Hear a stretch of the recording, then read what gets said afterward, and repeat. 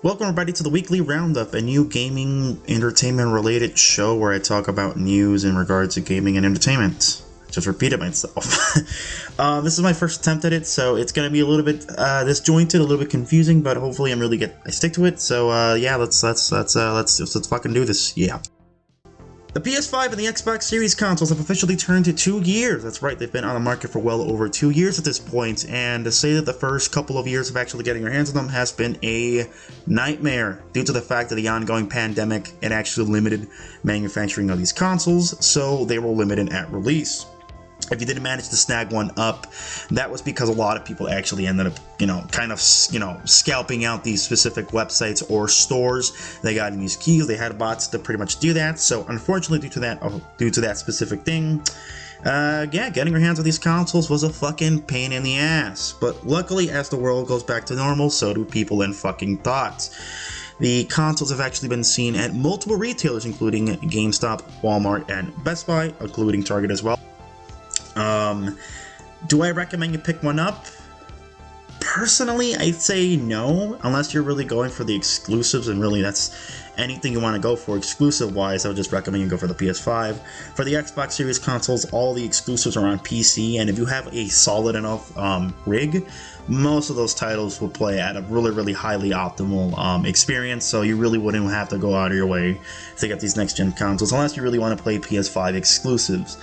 But other than that, yeah, the PS5 itself has really been kind of topping the charts with its sales numbers surpassing over 24 million units sold. Unfortunately, Xbox lags behind at a, modest 12 million units sold, but that is just a large difference in between people who wanted to get an Xbox Series and a PlayStation. Like I said, in my honest opinion, if you want to get a PlayStation, the only reason you would get it, in my honest opinion, would be exclusive, because multiplayer-wise, I wouldn't personally play the games on there. They don't really play the best with the control.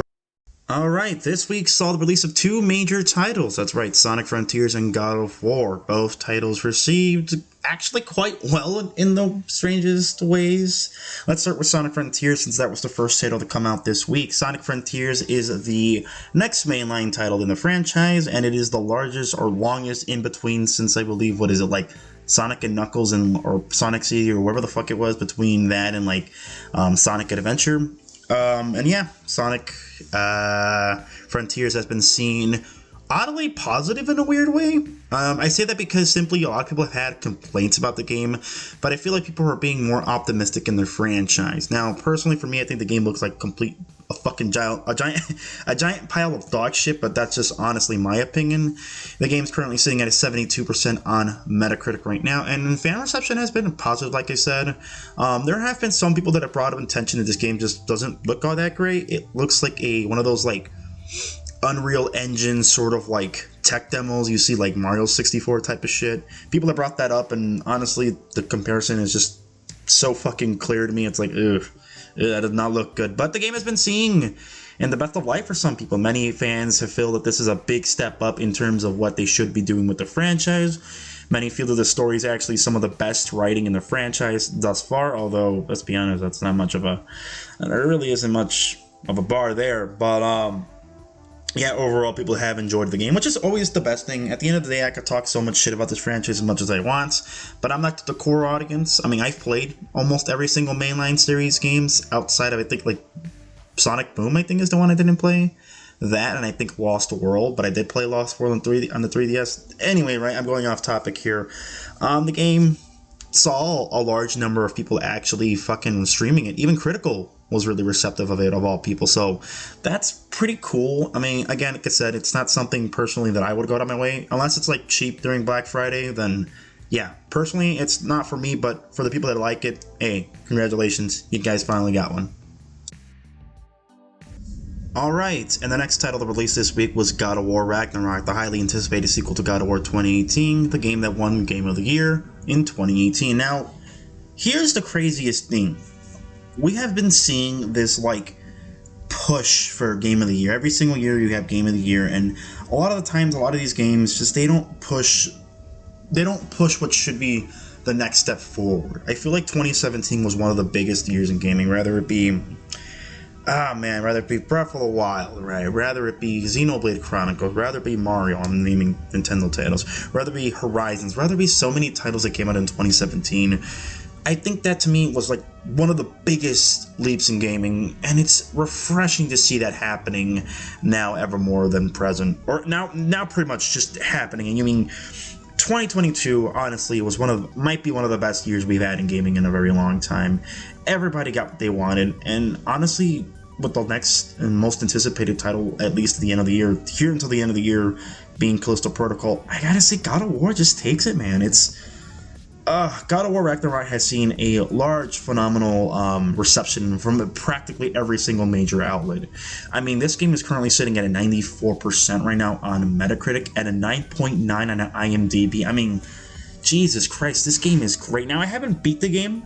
I'm around 15 hours in, but in between those 15 hours that I played the game, oh man, the combat is so refreshing. 2018 for me was a proof of concept that didn't always work well. I really didn't like the backtracking in that game.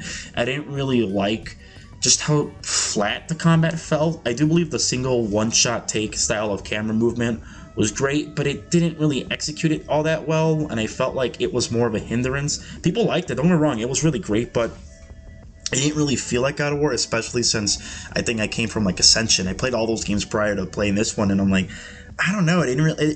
The story was an emotionally strong one, but oh man, Ragnarok just truncates that game. Easily, in my opinion, one of the best games I played all year round. Honestly, guys, if you guys have an opportunity, get yourselves to play this game. God of War Ragnarok is available on PS4 and PS5, although I do want to advise you that if you are getting a PS4 edition, there is an additional $10 charge to get the game on PS5. For some reason, they didn't offer this. I do believe people did exploit the Horizon Forbidden West when that came out, so that game had an immediately free, like, was it like, if you bought it on PS4, you automatically got the upgrade for free. That's no longer a thing. I believe that $70 price tag is sticking around, and that sucks, but hey, it is how it is. It is what it is, you know what I mean? It is what it is. But hey guys, check out God of War Ragnarok. From what I've played and everything you're hearing, it is certainly one of the best games coming out this year, and possibly one of the best games ever made.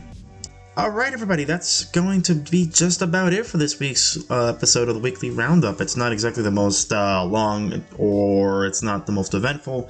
Honestly, this week has been kind of uneventful. I really should have started this series like a month ago. I could have covered the Bayonetta stuff, but yeah, this is just me attempting new avenues, new stuff on the channel, seeing what sticks, what doesn't, so yeah, I'm going to try this out for the next couple of weeks. I feel like this is much simpler because I can go off what's happening, and I don't have to script as much stuff. So, as always, guys, thank you guys for tuning in and sticking around, and I'll see you guys on the next one. Adios.